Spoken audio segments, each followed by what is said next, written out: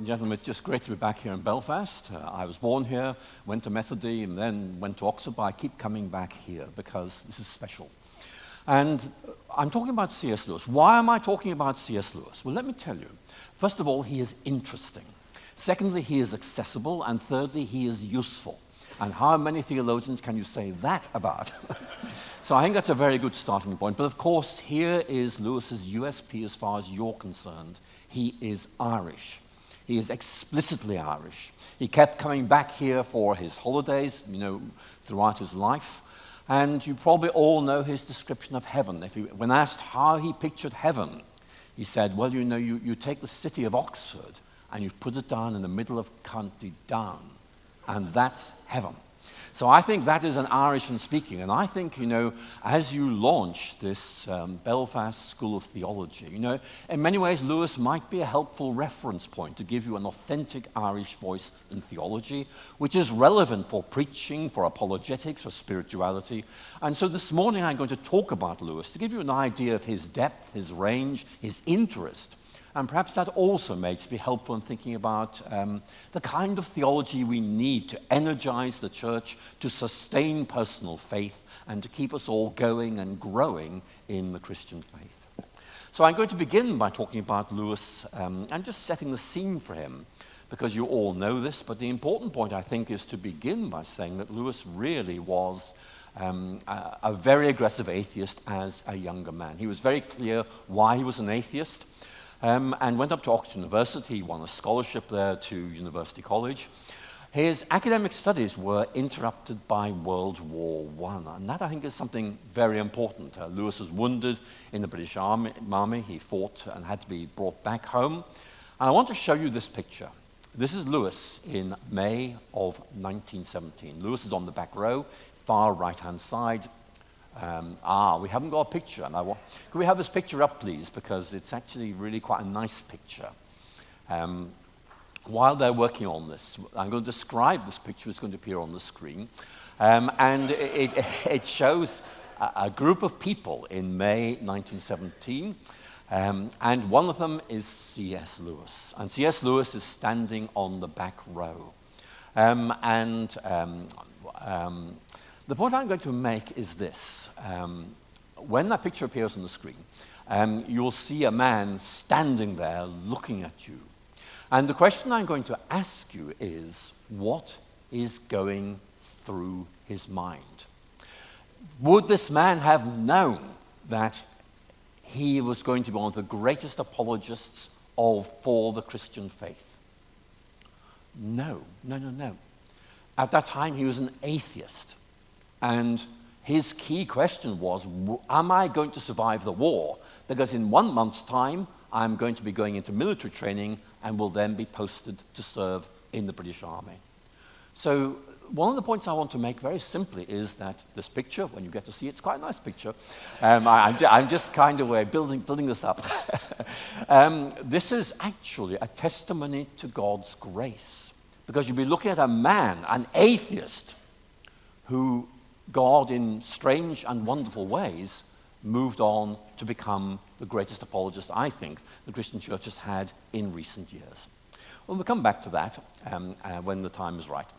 But the key point is that Lewis really was academically outstanding. He came back from the First World War, wounded, and resumed his studies at Oxford. He was studying classics, and basically he gained what we call in Oxford a double first in classics. That means he was first-class honours at the first assessment point, first-class honours assessment point, and then did a degree in English in 1 year, compressing a 3-year course into a single year, and was awarded first-class honours. So we are talking about somebody who actually academically was really rather intelligent. And what Lewis did was to use this massive knowledge he acquired over the year, not simply of English literature, but also of how to use the English language effectively and powerfully in his speaking and in his writings, to, in effect, encapsulate the Christian faith, which he discovered at Oxford, probably in 1929, maybe a year later. But the main point I want to make is that Lewis is a very, very able scholar who has this remarkable ability to be able to speak at the ordinary person's level.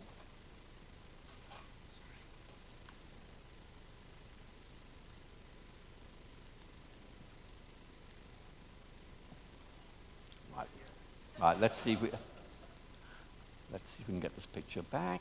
There we are, while we're waiting for this connection to be made. But this is one of the things I want to explore with you in these lectures. One of the questions I want to ask you is, how did Lewis discover his vocation? How did God kind of way bring home to Lewis there were things that he could do that maybe nobody else could do? And one of the points I want to make is that Lewis is a remarkable person who, in effect, discovered Christianity partly through his reading of English literature. And those of you who read Surprised by Joy will know this remarkable section in which he talks about modern writers having a very shallow understanding of human nature, but he reads people like George Herbert, and he says this is informed by what he then called the Christian mythology, but he said it is so deep, so rich, this is about what human nature really is. This is something that needs to be taken seriously. So Lewis is someone who comes to Christianity and comes to it bringing with him this full understanding of how the English language works and this range of scholarship about English literature, and is able to weave this together into somebody who does not simply argue intellectually, but is able to write in a deep and rich and exciting way in novels, not simply works of argumentation.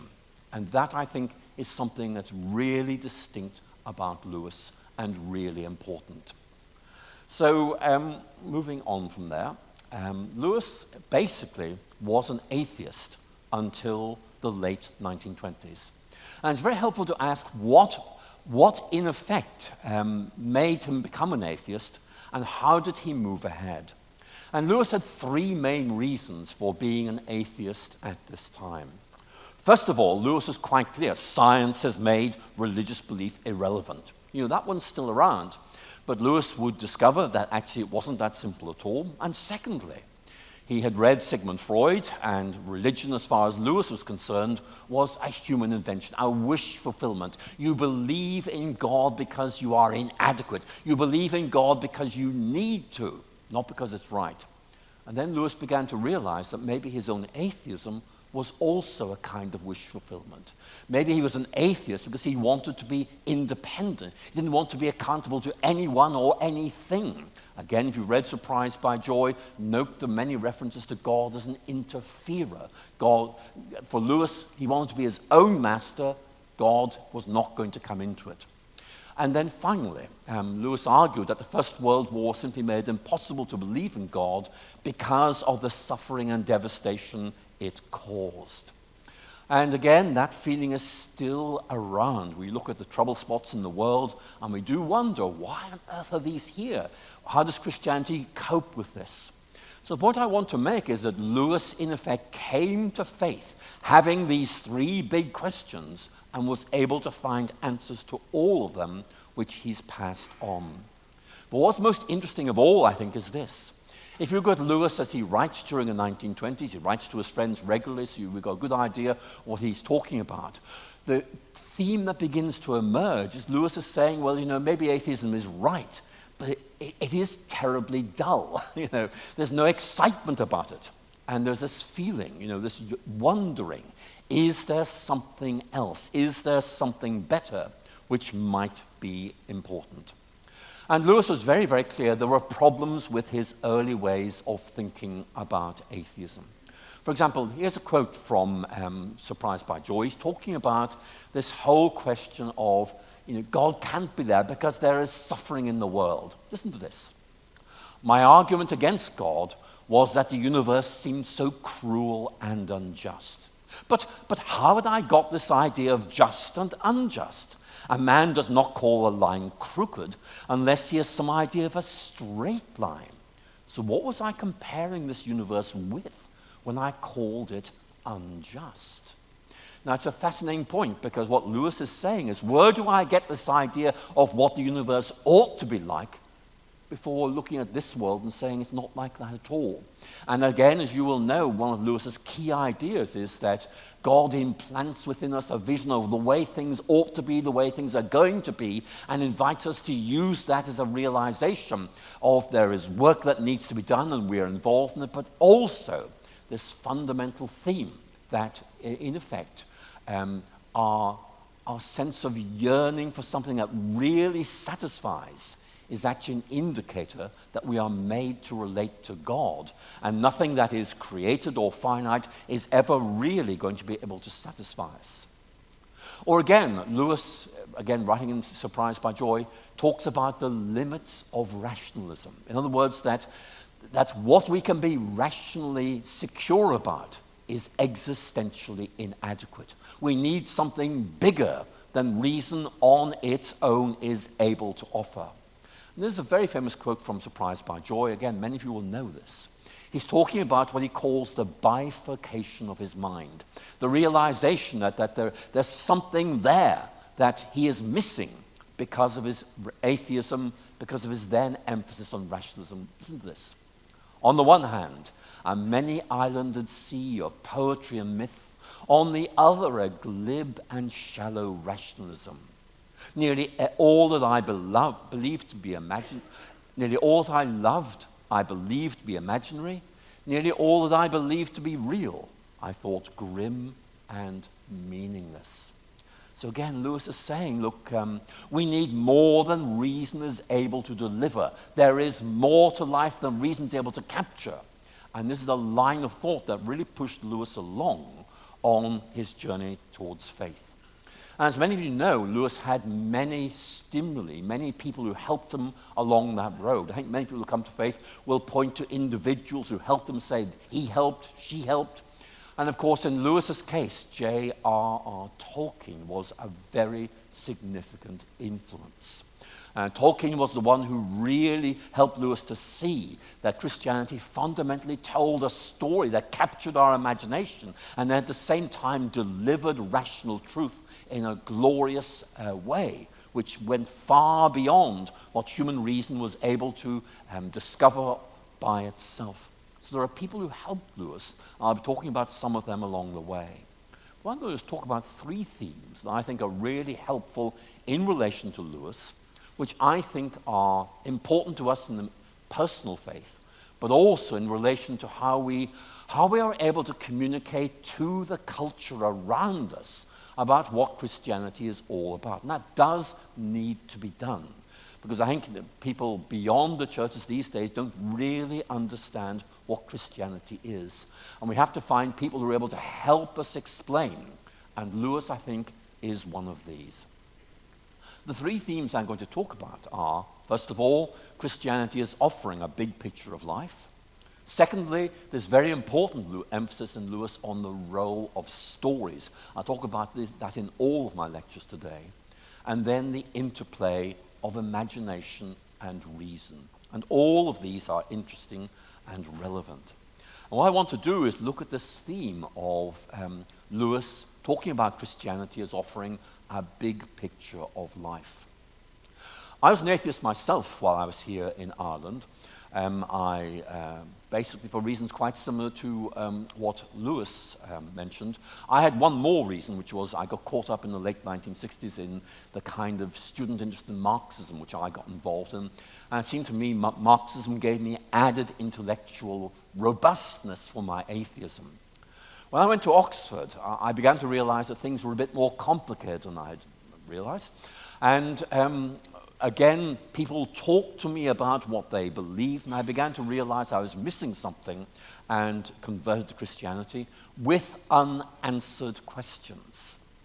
In other words, I'd seen enough to make me know this is right, but I still wasn't quite sure about this and this and this, and I asked all my Christian friends to explain this and this and this, and they did struggle a bit. And then one said to me, Alister, why don't you start reading C.S. Lewis? Now, I have to tell you, I had heard about Lewis. When I was back in Belfast, people talked about Lewis as an English writer. Now, actually, please reclaim his Irish roots, please. I hadn't actually read Lewis. I knew he'd written a book about a wardrobe, and that was about as far as it went. But I took their advice and I went with a book token I'd been given for my birthday to Blackwell's Bookstop, and I bought a book by C.S. Lewis called They Asked for a Paper. And I read it, and I read one essay in particular. There is Theology Poetry, and it ends with this quotation. Many of you will know this. I believe in Christianity as I believe that the sun has risen, not only because I see it, but because by it I see everything else. And I thought, this is great, this is wonderful. And Lewis was answering my questions as if he looked inside my head and seen what my problems was and was giving me answers. And so I began a relationship with Lewis, which continues to this day. And one of the things I find so interesting about Lewis is you read him one time round, you like it. You read the same thing another time, you see things you missed the first time round. He's kind of a gift that keeps on giving as you read him. And that is, to me, very, very important. But Christianity as a big picture of life, that's what Lewis is saying in that image of a rising sun. Notice how it captures your imagination. You can see the sun rising, you can see the landscape, the shadows vanishing, the mist burning away. You can see better. And for Lewis, Christianity is about a new way of seeing things, seeing the world, seeing ourselves, seeing God. And that is so exciting for Lewis, and it's also something that we can use. Austin Farrer, who was warden of Keble College, a very well-known Oxford New Testament scholar, basically, after Lewis's death, tried to put his finger on what it was about Lewis that made him such an effective communicator and such a good apologist. This is his answer. He writes, Lewis makes us think we are listening to an argument, when in reality, we're presented with a vision. And it's this vision that carries conviction. And the point that Austin Farrer is making is basically that Lewis gives us a new way of seeing things, seeing the world, which makes sense, and which makes sense of us, and gives a sense of what life is all about, and also helps us to find what our role is. That's a very important theme for Lewis, because Lewis was wondering, now he's discovered Christianity, what should he be doing? And I'll talk in a later lecture about how he, in effect, developed a sense of vocation. Maybe God wants me to be an apologist, but you can see why that makes sense. He was an atheist who knew why he was an atheist and became a Christian and knew why he was a Christian and could, in effect, speak to atheists and say, look, I used to be there, I know that territory, but let me tell you what moved me in a very different direction. So Lewis is very interesting in this respect. But I think Lewis basically is saying something very important, that Christianity offers us a coherent and connected account of the world that allows us to work out how we fit into it. So this idea of a big picture is very important. You find it in G.K. Chesterton as well. But this idea, it's not simply this bit, this idea, this particular aspect of Christianity. These are all important.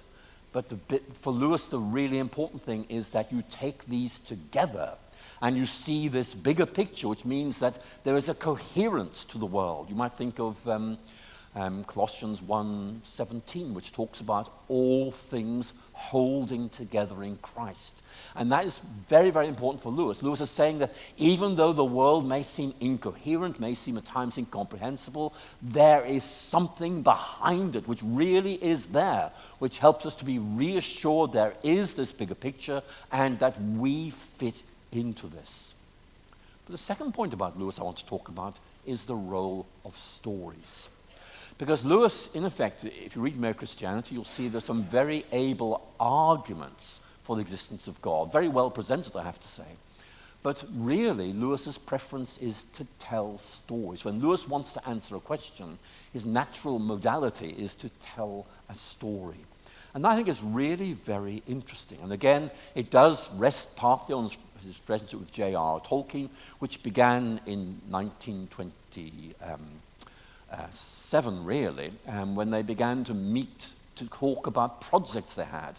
And if you read Lewis's letters of this period, you have to just realize nobody had heard of J.R.R. Tolkien, nobody had heard of C.S. Lewis, but here they were talking about the projects they would like to write together and began to form this kind of partnership to stimulate each other. And as you read them, you realize this is the Lord of the Rings we're talking about. And Lewis basically hasn't yet worked out what he wants to do, but he's got some pretty good ideas. And again, Tolkien is going to help him do it. And that partnership is really important in not simply helping Lewis discover Christianity and grow in it, but realizing just how important stories are. And one of Lewis's key themes is this: Christianity tells a story, and this story is able to make sense of every other story we tell.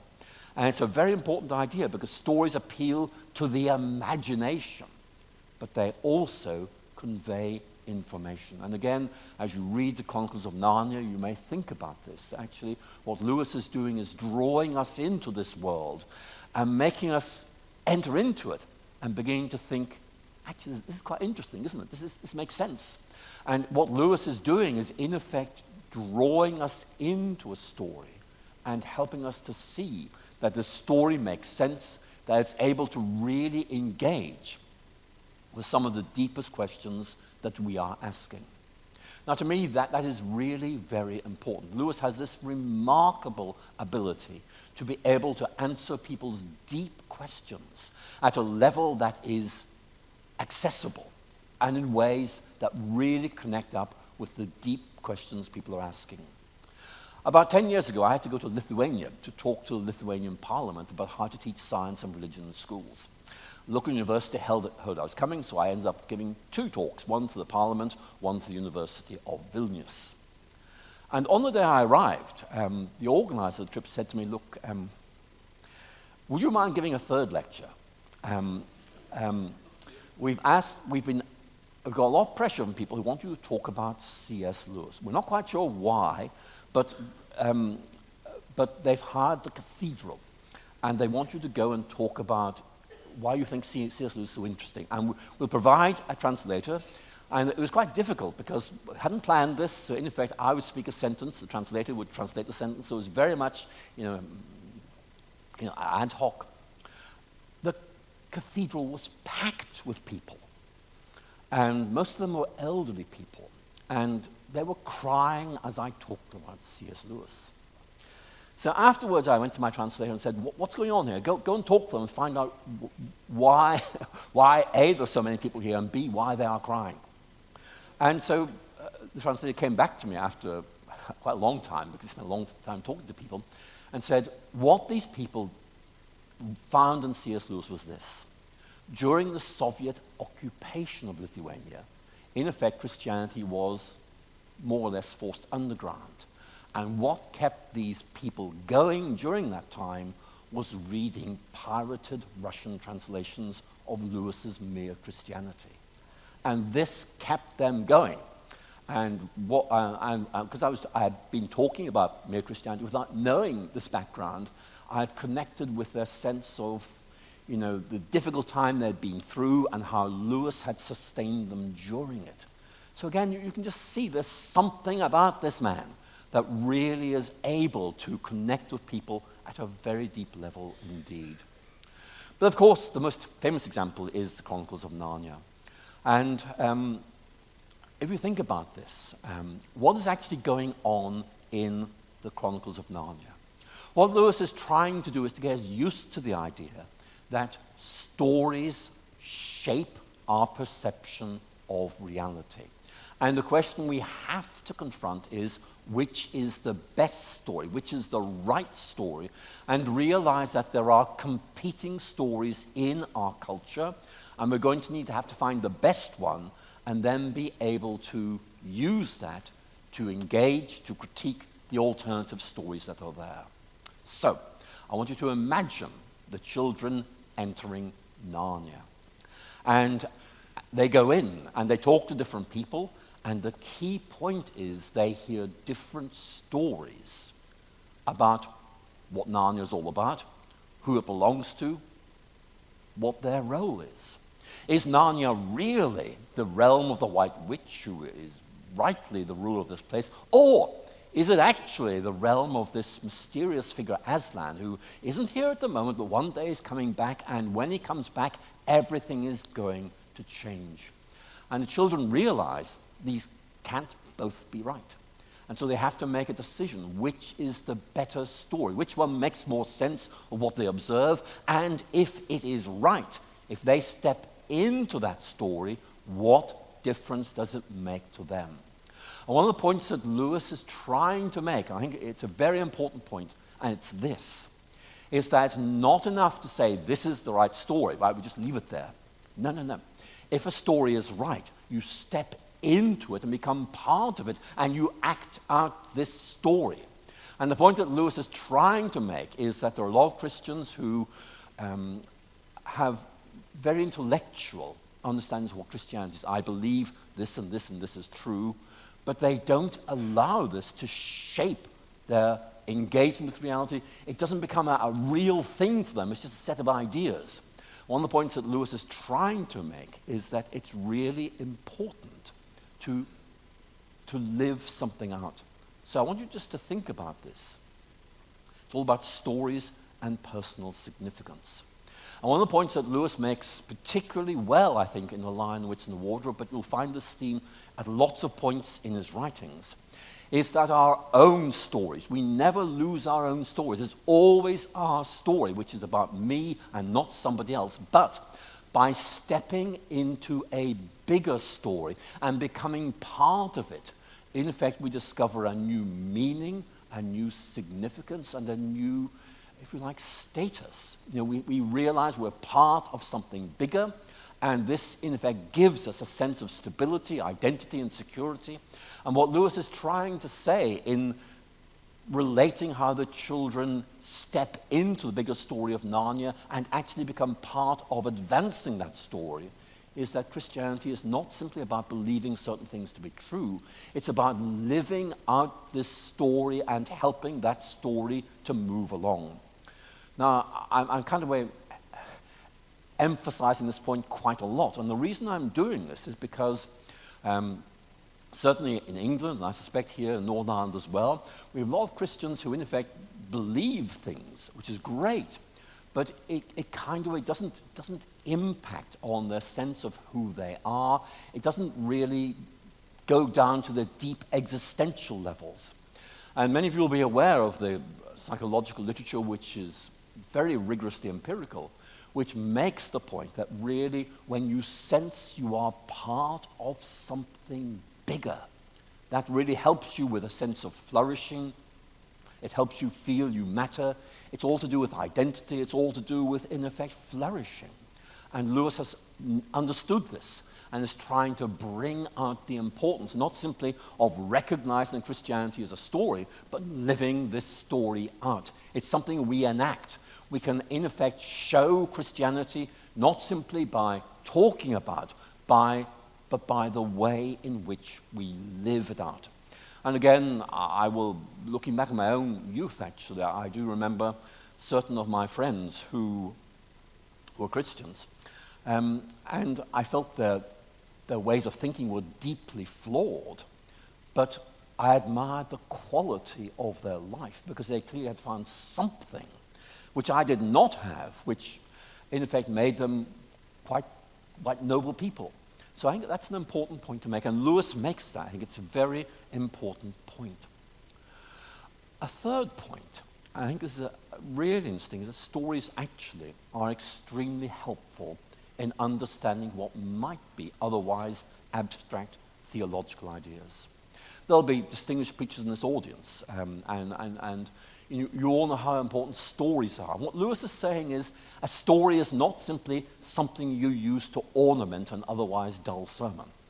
It's a recognition that actually stories can be used to help people imagine, see in their mind's eye, what a difficult theological idea is all about.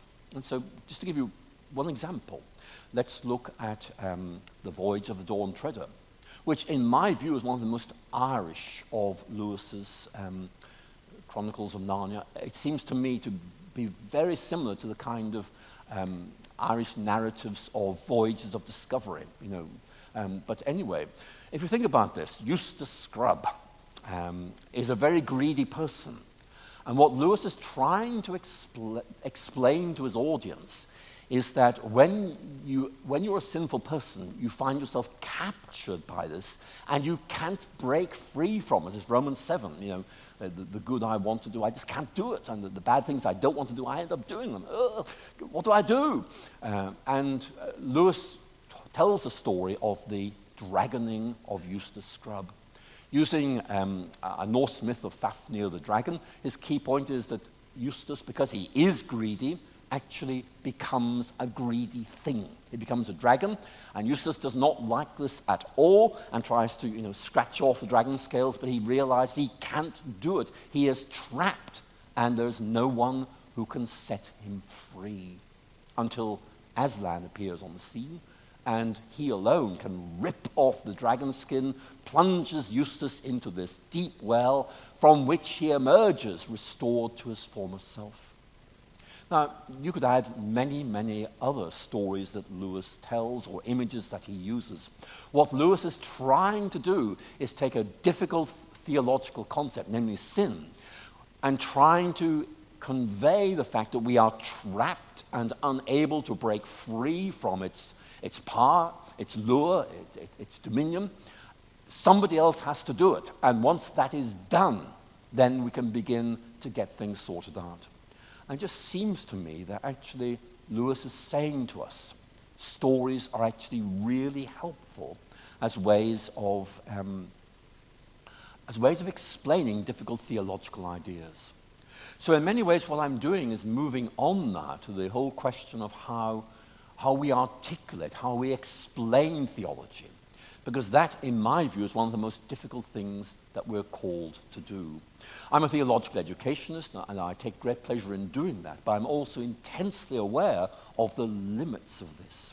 Because one of the difficulties is that there's always this question, so what? You explained that very well. We don't see how it connects up with us. And one of the things that I think all of us who are theological educators, whether we're just in the academy or in the church acting as preachers, we have to be able to make connections between what our theology is telling us is right and the difference that this will make to the way in which people think and imagine reality and actually inhabit reality.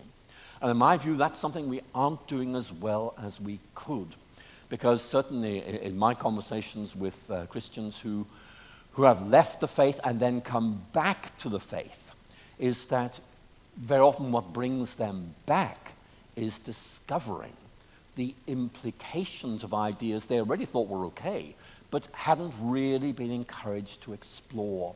And so I think Lewis is very, very helpful here. He gives us, if you like, a way of thinking about the role of stories in not only communicating faith, but also the need for us to step into this story and let our stories be transfigured, transformed, as we find our identity and our place in this story, not as gatecrashers, but as people who have been invited to actually become part of this bigger story. Now, this is just bread and butter Lewis. For Lewis, this is just a very, very obvious point, but it's one I think we don't always pick up on. Many of you will be aware of the phenomenon of deconstruction. It's quite big in the United States at the moment. It's where Christians don't actually disbelieve what they believe. It's just, well, so what? Where does this take us? And one of Lewis's great strengths is defending the Christian faith.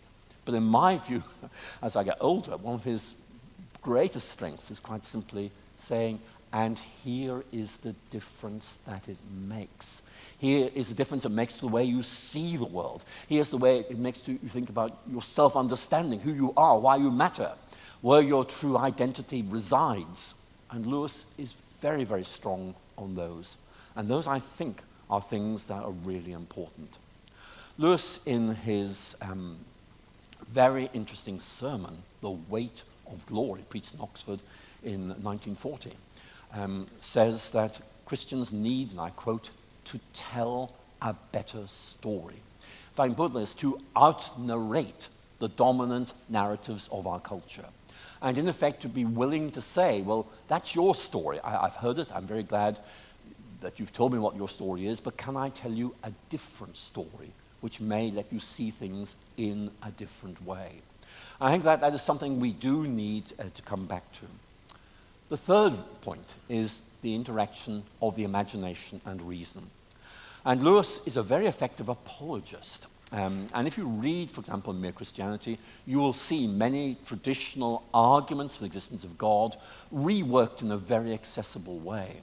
But it's Lewis at his more rational side. And I want to say it is very, very well done, and it's something that really has proved very, very accessible and helpful to many people. But Lewis's more fundamental instinct is to appeal to the imagination. And very often, Lewis, in effect, is saying, try seeing things in a new way. And so what Lewis is doing is really saying, if you see the world through a secular lens, well, okay, but try looking at it through a different lens and see if that lens brings things into focus more clearly. Some of you will know Lewis's 1939 book with E.M.W. Tillyard, a Cambridge literary critic, called The Personal Heresy. And in this book, Lewis reflects on what a poet or a writer, and I would say also a preacher, actually is doing. And what Lewis says is very interesting. Lewis says that the writer is not saying, look at me. No, he's saying, look at what they've seen. They are pointing to something they've seen. They're not a spectacle that says, look at me. They're a set of spectacles that say, look through me. It's about offering people an alternative way of seeing the world and inviting them to taste it, to try it out, and to realize that there are, first of all, are several different ways of understanding the world, and secondly, they are not equally good. And so for Lewis, there's a sense that particularly the preacher is really someone who's able to help their audience see things in a new way.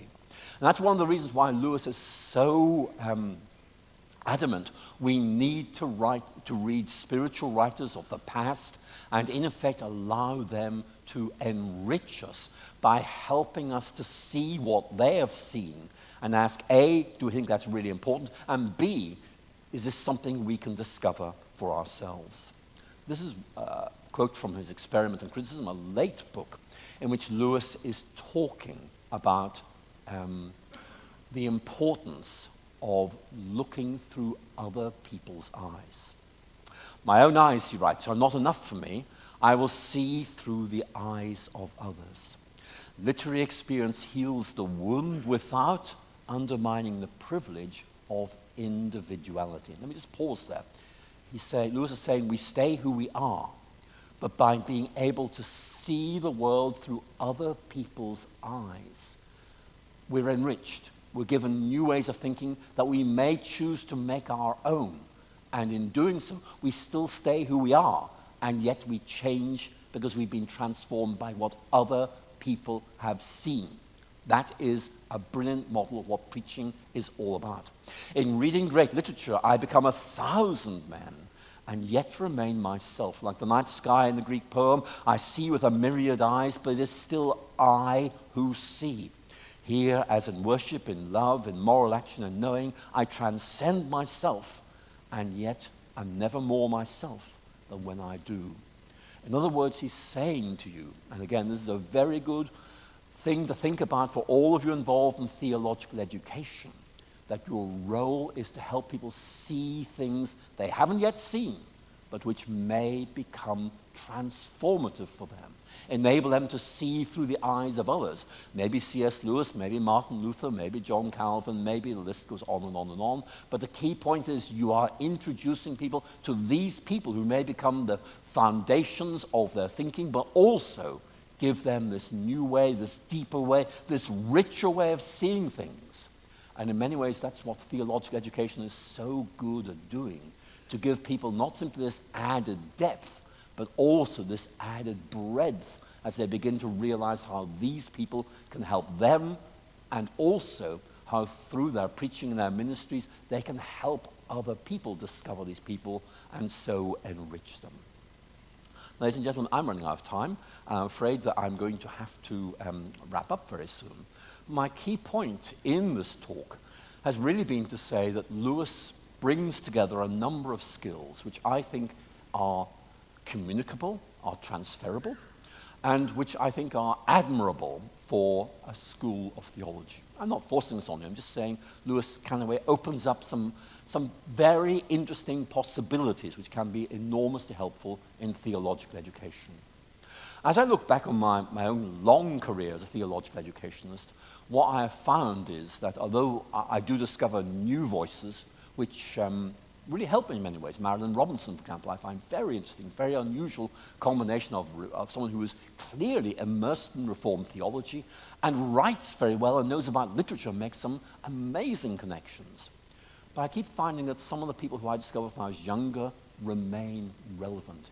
If you like, it's not so much that I'm surrounded by interesting people who I enjoy keeping company with, even though, of course, many of them are now raised to glory. It's more that I've learned to see through their eyes.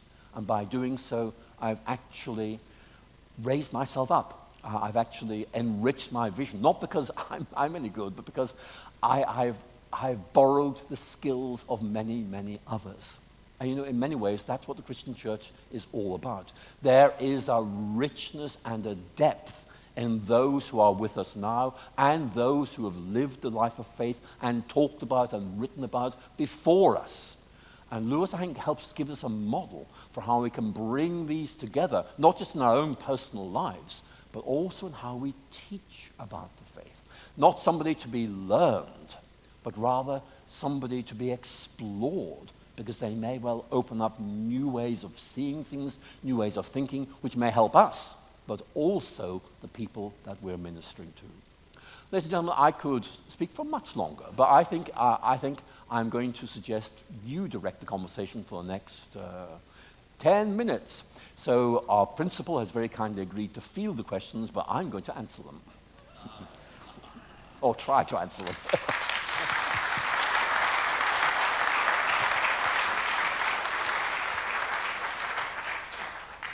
Thank you very much, Professor McGrath. We have a few roving mics. In this session, we have just about 10 minutes of Q&A. The second session, we have a much longer period. So if you don't get to ask your burning question now, you have a longer spot after the second session. So any questions? Just as people are thinking, Professor McGrath, I remember reading the little article by Lewis on the reading of old books. Oh, yes. And he makes this point about coming to the conversation late and the importance of reading old books. In one of your more recent books, you there's a lovely insight, and it ties in with what you're saying today, that doctrine, it's a line from George Herbert, doctrine like glass is not just to be looked at, but to be looked through. Could you unpack that a little bit in terms of how we look through doctrine to see something great? Thank you. Well, I mean, I probably will come back to this in a later lecture, but it's a good question to ask right now. Many of you will know Herbert's poem. It's called The Elixir, but you all know it, I think, in the hymn books as Teach me, my God and King, in all things thee to see. And there's one verse that goes like this: a man that looks on glass, on it may stay his eye, or if he pleaseth, through it pass, and thence the heaven espy. In other words, he's saying you can look at doctrine. You can say, oh, it's very interesting, these ideas, and oh, this is how Augustine understands it, this is how Calvin understands it, this is how C.S. Lewis understands it. So you're looking at it, and that's great, but it's only part of the bigger picture. Because Herbert is saying, and Herbert does this beautifully in his poetry, is to say, let's look through it. Let's imagine it's like a window. You don't just look at the window. If you look at that window there, you'll see there's a... Actually, there's a bit of cleaning, but you can look at it, but who cares? I mean, look through it, and you see some trees. I mean, isn't that nice? You know, so a window is opening up a vision of a bigger world. And what Herbert is saying is Christianity is not the set of ideas you look at. It's an enabling vision of reality. You look through it and you see things in a new way, the way they really are, and you figure out, here's how I fit into it. So it's very exciting. So I'll come back to that later, but it's a great question to get us going. Thank you. Oh, question here. Cheryl? Thank you very much, Cheryl Maven. I am formed as a child reading Narnia, loved those stories, and find it deeply bewildering to encounter the response of the likes of Philip Pullman, who find Narnia stories toxic, damaging, destructive. Have you a response on how people sometimes enter the same world and the same stories, but somehow have a completely different emotional reaction to those stories? Yes, I mean, that's a very good question. And certainly, Philip Pullman admires Lewis's literary technique, but he does not like the ideas that Lewis is expressing in this way. So if you like, there's a prior judgment that Lewis is wrong on this, and hence, in effect, because Lewis is wrong, Lewis is therefore engaging in some sort of toxic manipulation of younger readers. My response would be, well, actually, I think he is doing something very similar in his Northern Lights. So I think, the issue really is a shared appreciation between Lewis and Pullman that literature has this ability to communicate, to use the imagination, but they are divergent on the ideas that she'll be communicating.